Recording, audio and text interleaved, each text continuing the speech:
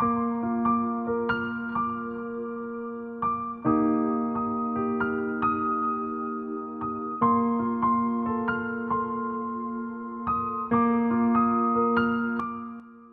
membuat tempat tidur sederhana di ruang penyimpanan barang di kantor. Di rumah tanpa suara berisik dari siapapun, Qian Heng berpikir dia bisa tidur dengan nyenyak, namun siapa sangka dia tidak bisa tidur sama sekali. Akhirnya dia pun memutuskan untuk kembali ke kantor dan bekerja lembur. Di tengah malam, Cheng Yao yang bangun untuk minum air pun terkejut melihat Qian Heng di sana. Dia berusaha menyelinap dan bersembunyi agar tidak ketahuan, tetapi untungnya dia berhasil kembali ke ruangan penyimpanan barang tempat ia tidur. Pada pukul 5 pagi, Cheng Yao mendengar suara orang membuat kopi yang membuatnya langsung terbangun. Dia penasaran siapa yang sangat rajin datang sepagi itu, dan ternyata ketika keluar dia bertemu dengan Qian Heng.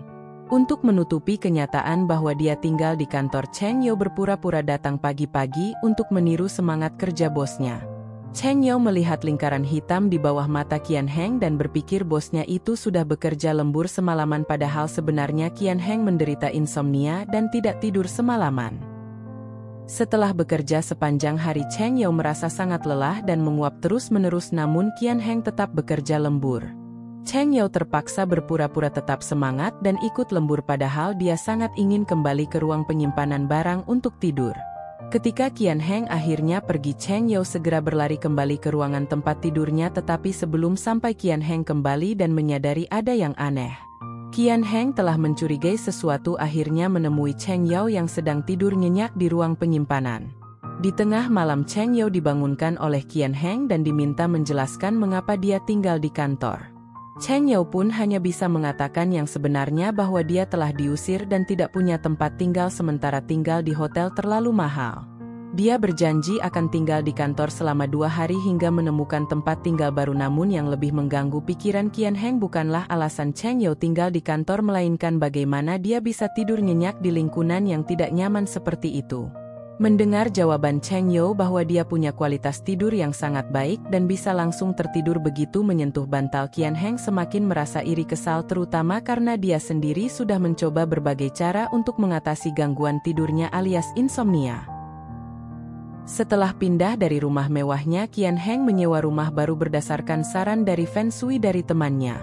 Meski sudah mencoba berbagai cara, tetap saja usahanya tidak berhasil mengatasi masalah tidur yang dideritanya. Pada pagi hari, Cheng Yao terbangun karena suara petir, lalu bangun lebih awal untuk menghafal undang-undang dan tentunya untuk bertemu lagi dengan Qian Heng yang datang pagi-pagi ke kantor. Dengan penuh semangat dia membuatkan secangkir kopi untuk Qian Heng, tetapi malah dimarahi karena dia seorang pengacara bukan staf administrasi dan tidak perlu melakukan pekerjaan seperti itu. Cheng Yao setuju dengan pandangan Qian Heng dan meminum kopinya sendiri. Dia bersumpah untuk lebih fokus pada pekerjaannya. Malam harinya, setelah seharian di luar kantor, Cheng Yao kembali ke kantor dengan pakaian basah karena hujan dan sedihnya mendapati kantor mengalami mati listrik dan air.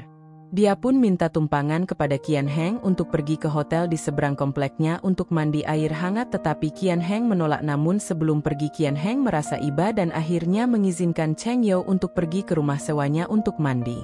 Setelah mandi, Cheng Yao ingin memasak makanan sebagai ucapan terima kasihnya kepada Qian Heng, namun Qian Heng sedang bersiap untuk tidur.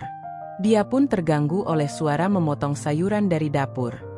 Saat dia hampir marah, tiba-tiba terdengar suara nyanyian dari Cheng Yao yang membuatnya secara tidak sadar tertidur.